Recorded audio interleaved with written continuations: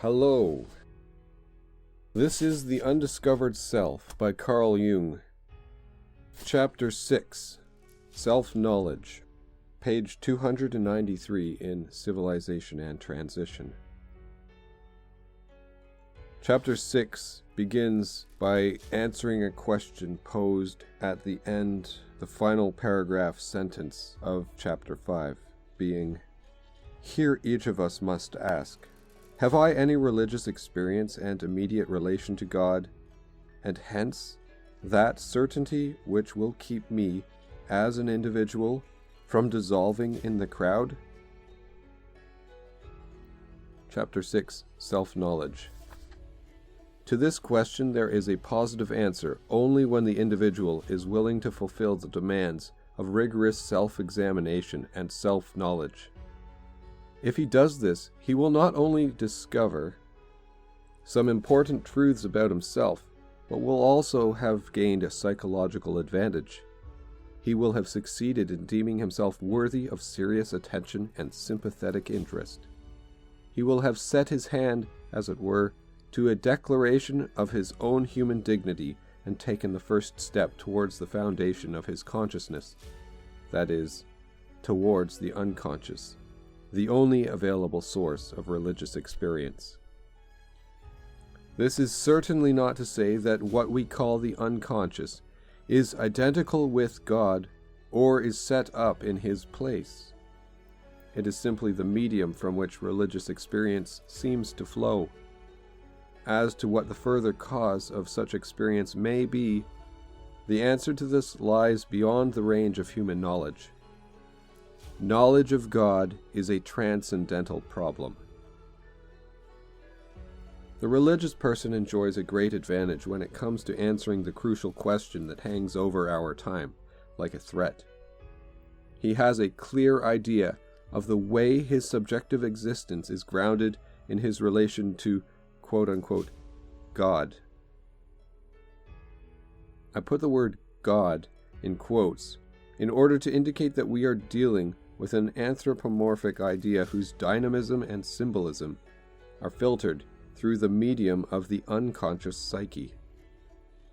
Anyone who wants to can at least draw near to the source of such experiences, no matter whether he believes in God or not. Without this approach, it is only in rare cases that we witness those miraculous conversions of which Paul's Damascus experience is the prototype. That religious experiences exist no longer needs proof, but it will always remain doubtful whether what metaphysics and theology call God and the gods is the real ground of these experiences. The question is idle, actually, and answers itself by reason of the subjectively overwhelming numinosity of the experience. Anyone who has had it is seized by it, and therefore not in a position to indulge in fruitless metaphysical or epistemological speculations.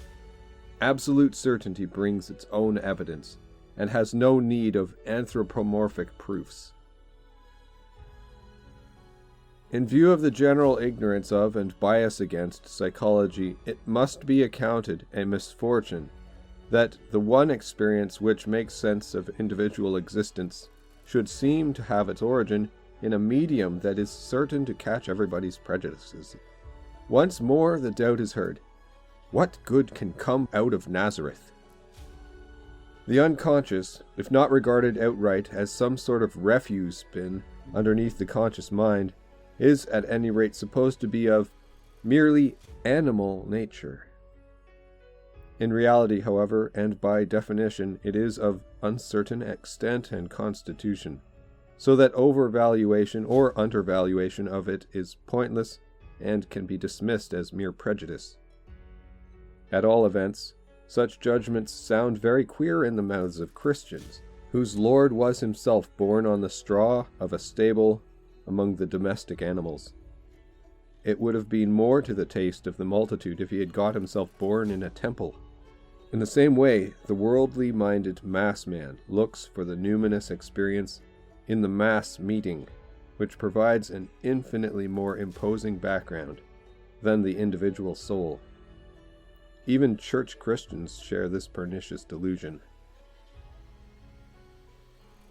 Psychology's insistence on the importance of unconscious processes for religious experience is extremely unpopular, no less with the political right than with the left.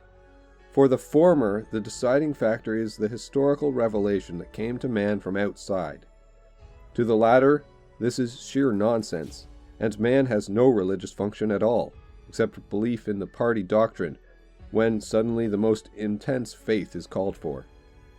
On top of this, the various religious creeds assert quite different things, and each of them claims to possess the absolute truth.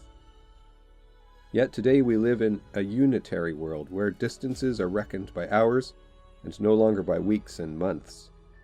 Exotic races have ceased to be peep shows in ethnological museums. They have become our neighbors, and what was yesterday the private concern of the ethnologist is today a political, social, and psychological problem. Already the ideological spheres begin to touch, to interpenetrate, and the time may not be far off when the question of mutual understanding will become acute. To make one's self understood is certainly impossible without far-reaching comprehension of the other's standpoint. The insight needed for this will have repercussions on both sides.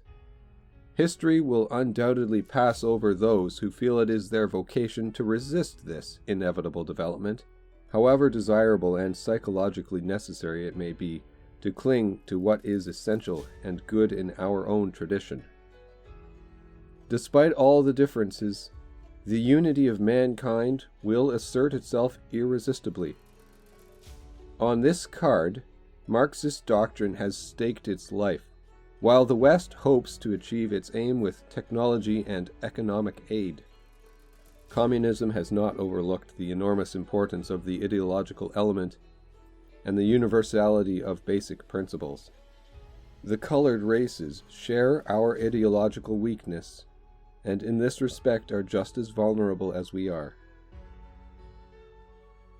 The underestimation of the psychological factor is likely to take a bitter revenge. It is therefore high time we caught up with ourselves in this matter. For the present, this must remain a pious wish, because self-knowledge, as well as being highly unpopular, seems to be an unpleasantly idealistic goal, reeks of morality, and is preoccupied with the psychological shadow, which is normally denied whenever possible or at least not spoken of. The task that faces our age is indeed almost insuperably difficult. It makes the highest demands on our responsibility if we are not to be guilty of another trahison des clercs. It addresses itself to those leading and influential personalities who have the necessary intelligence to understand the situation our world is in. One might expect them to consult their consciences, but since it is a matter not only of intellectual understanding but of moral conclusions, there is unfortunately no cause for optimism. Nature, as we know, is not so lavish with her boons that she joins to a high intelligence the gifts of the heart also. As a rule, where one is present, the other is missing. And where one capacity is present in perfection, it is generally at the cost of all the others. The discrepancy between intellect and feeling, which get in each other's way at the best of times, is a particularly painful chapter in the history of the human psyche. There is no sense in formulating the task that our age has forced upon us as a moral demand. We can, at best, merely make the psychological world situation so clear that it can be seen even by the myopic, and give utterance to words and ideas which even the hard of hearing can hear. We may hope for men of understanding and men of goodwill, and must therefore not grow weary of reiterating those thoughts and insights which are needed. Finally, even the truth can spread, and not only the popular lie. With these words, I should like to draw the reader's attention to the main difficulty he has to face. The horror which the dictator states have of late brought upon mankind is nothing less than the culmination of all those atrocities of which our ancestors made themselves guilty in the not-so-distant past. Quite apart from the barbarities and bloodbaths perpetuated by the Christian nations among themselves throughout European history, the European has also to answer for all the crimes he has committed against the colored races during the process of colonization. In this respect, the white man carries a very heavy burden indeed. It shows us a picture of the common human shadow that could hardly be painted in blacker colors. The evil that comes to light in man, and that undoubtedly dwells within him, is of gigantic proportions, so that for the Church to talk of original sin and to trace it back to Adam's relatively innocent slip-up with Eve is almost a euphemism. The case is far graver and is grossly underestimated. Since it is universally believed that man is merely what his consciousness knows of itself, he regards himself as harmless and so adds stupidity to inquiry. He does not deny that terrible things have happened and still go on happening, but it is always the others who do them. And when such deeds belong to the recent or remote past, they quickly and conveniently sink into the sea of forgetfulness, and that state of chronic woolly-mindedness returns which we describe as normality. In shocking contrast to this is the fact that nothing has finally disappeared and nothing has been made good. The evil, the guilt, the profound unease of conscience, the dark foreboding, are there before our eyes if only we would see. Man has done these things. I am a man who has his share of human nature. Therefore I am guilty with the rest, and bear unaltered and indelibly within me the capacity and the inclination to do them again at any time. Even if, juristically speaking, we were not accessories to the crime, we are always, thanks to our human nature, potential criminals. In reality, we merely lacked a suitable opportunity to be drawn into the infernal melee. None of us stands outside humanity's black collective shadow. Whether the crime occurred many generations back or happens today, it remains the symptom of a disposition that is always and everywhere present, and one would therefore do well to possess some imagination for evil. For only the fool can permanently disregard the conditions of his own nature. In fact, this negligence is the best means of making him an instrument of evil. Harmlessness and naivete are as little helpful as it would be for a cholera patient and those in his vicinity to remain unconscious of the contagiousness of the disease. On the contrary, they lead to projection of the unrecognized evil into the other. This strengthens the opponent's position in the most effective way, because the projection carries the fear, which we involuntarily and secretly feel for our own evil, over to the other side and considerably increases the formidableness of his threat. What is even worse, our lack of insight deprives us of the capacity to deal with evil. Here, of course, we come up against one of the main prejudices of the Christian tradition, and one that is the great stumbling block to our policies. We should, so we are told, eschew evil, and if possible, neither touch nor mention it. For evil is also the thing of ill omen, that which is tabooed and feared.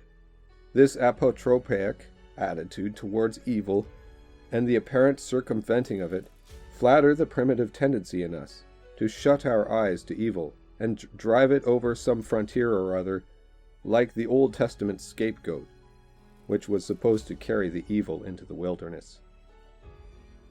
But if one can no longer avoid the realization that evil, without man's ever having chosen it, is lodged in human nature itself, then it bestrides the psychological stage as the equal and opposite partner of good. This realization leads straight to a psychological dualism, already unconsciously prefigured in the political world schism, and in the even more unconscious dissociation in modern man himself. The dualism does not come from this realization. Rather, we are in a split condition to begin with. It would be an insufferable thought that we had to take personal responsibility for so much guiltiness. We therefore prefer to localize the evil in individual criminals or groups of criminals while washing our hands in innocence and ignoring the general proclivity to evil. This sanctimoniousness cannot be kept up in the long run because the evil, as experience shows, lies in man, unless, in accordance with the Christian view, one is willing to postulate a metaphysical principle of evil. The great advantage of this view is that it exonerates man's conscience of too heavy a responsibility and foists it off on the devil, in correct psychological appreciation of the fact that man is much more the victim of his psychic constitution than its inventor. Considering that the evil of our day puts everything that has ever agonized mankind in the deepest shade, one must ask oneself how it is that, for all our progress in the administration of justice, in medicine and in technology, for all our concern with life and health, monstrous engines of destruction have been invented which could easily exterminate the human race. No one will maintain that the atomic physicists are a pack of criminals, because it is to their efforts that we owe that peculiar flower of human ingenuity, the hydrogen bomb. The vast amount of intellectual work that went into the development of nuclear physics was put forth by men who dedicated themselves to their task with the greatest exertion and self-sacrifice, and whose moral achievement could therefore just as easily have earned them the merit of inventing something useful and beneficial to humanity. But even though the first step along the road to a momentous invention may be the outcome of a conscious decision, here, as everywhere, the spontaneous idea, the hunch or intuition, plays an important part. In other words, the unconscious collaborates too, and often makes decisive contributions. So it is not the conscious effort alone that is responsible for the result. Somewhere or other, the unconscious, with its barely discernible goals and intentions, has its finger in the pie. If it puts a weapon in your hand, it is aiming at some kind of violence. Knowledge of the truth is the foremost goal of science. And if in pursuit of the longing for light we stumble upon an immense danger, then one has the impression more of fatality than premeditation. It is not that present-day man is capable of greater evil than the man of antiquity, or the primitive. He merely has incomparably more effective means with which to realize his propensity to evil. As his consciousness has broadened and differentiated, so his moral nature has lagged behind. That is the great problem before us today. Reason alone no longer suffices. In theory, it lies within the power of reason to desist from experiments of such hellish scope as nuclear fission, if only because of their dangerousness. But fear of the evil which one does not see in one's own bosom, but always in somebody else's, checks reason every time. Although everyone knows that the use of this weapon means the certain end of our present human world. The fear of universal destruction may spare us the worst, yet the possibility of it will nevertheless hang over us like a dark cloud so long as no bridge is found across the worldwide psychic and political split. A bridge as certain as the existence of the hydrogen bomb. If only a worldwide consciousness could arise that all division and all fission are due to the splitting of opposites in the psyche, then we should know where to begin. But if even the smallest and most personal stirrings of the individual psyche, so insignificant in themselves, remain as unconscious and unrecognized as they have hitherto, they will go on accumulating and produce mass groupings and mass movements which cannot be subjected to reasonable control or manipulated to a good end. All direct efforts to do so are no more than shadow boxing, the most infatuated by illusion being the gladiators themselves. The crux of the matter is man's own dualism, to which he knows no answer. This abyss has suddenly yawned open before him with the latest events in world history, after mankind had lived for many centuries in the comfortable belief that a unitary God had created man in his own image, as a little unity. Even today, people are largely unconscious of the fact that every individual is a cell in the structure of various international organisms and is therefore causally implicated in their conflicts. He knows that as an individual being, he is more or less meaningless and feels himself the victim of uncontrollable forces. But, on the other hand, he harbors within himself a dangerous shadow and adversary who is involved as an invisible helper in the dark machinations of the political monster. It is in the nature of political bodies always to see the evil in the opposite group, just as the individual has an ineradicable tendency to get rid of everything he does not know and does not want to know about himself by foisting it off on somebody else. Nothing has a more divisive and alienating effect upon society than this moral complacency and lack of responsibility, and nothing promotes understanding and rapprochement more than the mutual withdrawal of projection. This necessary corrective demands self-criticism, for one cannot just tell the other person to withdraw them. He does not recognize them for what they are any more than one does oneself. We can recognize our prejudices and illusions only when, from a broader psychological knowledge of ourselves and others, we are prepared to doubt the absolute rightness of our assumptions and compare them carefully and conscientiously with the objective facts. Funnily enough, self-criticism is an idea much in vogue in Marxist countries, but there it is subordinated to ideological considerations and must serve the state, and not truth and justice in men's dealings with one another. The mass state has no intention of promoting mutual understanding and the relationship of man to man. It strives rather for atomization, for the psychic isolation of the individual. The more unrelated individuals are, the more consolidated the state becomes, and vice versa. There can be no doubt that in the democracies, too, the distance between man and man is much greater than is conducive to public welfare, let alone beneficial to our psychic needs. True, all sorts of attempts are being made to level out glaring social contrasts by appealing to people's idealism, enthusiasm, and ethical conscience. But, characteristically, one forgets to apply the necessary self-criticism to answer the question, who is making the idealistic demand?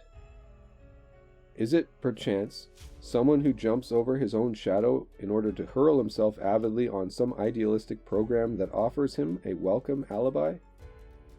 How much respectability and apparent morality is there, cloaking in deceptive colors a very different inner world of darkness? One would first like to be assured that the man who talks of ideals is himself ideal, so that his words and deeds are more than they seem. To be ideal is impossible, and remains therefore an unfulfilled postulate. Since we usually have keen noses in this respect, most of the idealisms that are preached and paraded before us sound rather hollow, and become acceptable only when their opposite is also openly admitted. Without this counterweight, the ideal exceeds our human capacity, becomes incredible because of its humorlessness, and degenerates into bluff, albeit a well-meant one. Bluff is an illegitimate way of overpowering and suppressing others, and leads to no good. Recognition of the shadow on the other hand, leads to the modesty we need in order to acknowledge imperfection. And it is just this conscious recognition and consideration that are needed whenever a human relationship is to be established. A human relationship is not based on differentiation and perfection, for these only emphasize the differences or call forth the exact opposite. It is based, rather, on imperfection, on what is weak, helpless, and in need of support, the very ground and motive for dependence. The perfect have no need of others, but weakness has, for it seeks support and does not confront its partner with anything that might force him into an inferior position and even humiliate him. This humiliation may happen only too easily when high idealism plays too prominent a role. Reflections of this kind should not be taken as superfluous sentimentalities. The question of human relationship and of the inner cohesion of our society is an urgent one in view of the atomization of the pent-up mass man, whose personal relationships are undermined by general mistrust.